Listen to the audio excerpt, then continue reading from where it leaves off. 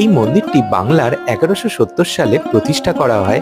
অর্থাৎ প্রাচীনত্বের দিক থেকে এই মন্দিরের বয়স কিন্তু প্রায় 300 বছর। শ্রী শ্রী সিদ্ধেশ্বরী কালীমাতার মন্দির নামেই এই মন্দিরটা কিন্তু সকলের কাছে সুপরিচিত এবং এই মন্দিরটা কিন্তু অত্যন্ত জাগ্রত। গর্ভগৃহের সামনে ছোট্ট এই নাট মন্দিরটি রয়েছে, এখানে বসে ভক্তরা মায়ের নাম ধ্যান করেন আর এখানকার সন্ধ্যা আরতিটা কিন্তু অপূর্ব লাগে। এখানকার গর্ভগৃহে শনিদেব, হনুমানজি সহ মা ষষ্ঠী, মা শীতলা, মা চণ্ডী ও মা মনসার সঙ্গে বিরাজমান রয়েছেন মা সিদ্ধেশ্বরী এবং সবার উপর রয়েছেন স্বয়ং মহাদেব। কথিত আছে এই মাকে নাকি একসময় ডাকাতেরা পুজো করতেন, তাই এই মাকে ডাকাতদের অর্ধাঙ্গিনীও বলা হতো। এই মন্দিরটি বেহালা ট্রামরিপো এলাকায় অবস্থিত। এই মন্দির সম্বন্ধে আরো বিস্তারিত জানতে আমাদের ইউটিউব চ্যানেলে এই মন্দিরের উপর বড় ভিডিওটা একবার দেখে নিতে পারেন। আর ভবিষ্যতে এরকম আরো ভিডিও পাওয়ার জন্য আমাদের ইউটিউব চ্যানেলটা সাবস্ক্রাইব করে রাখতে ভুলবেন না যেন।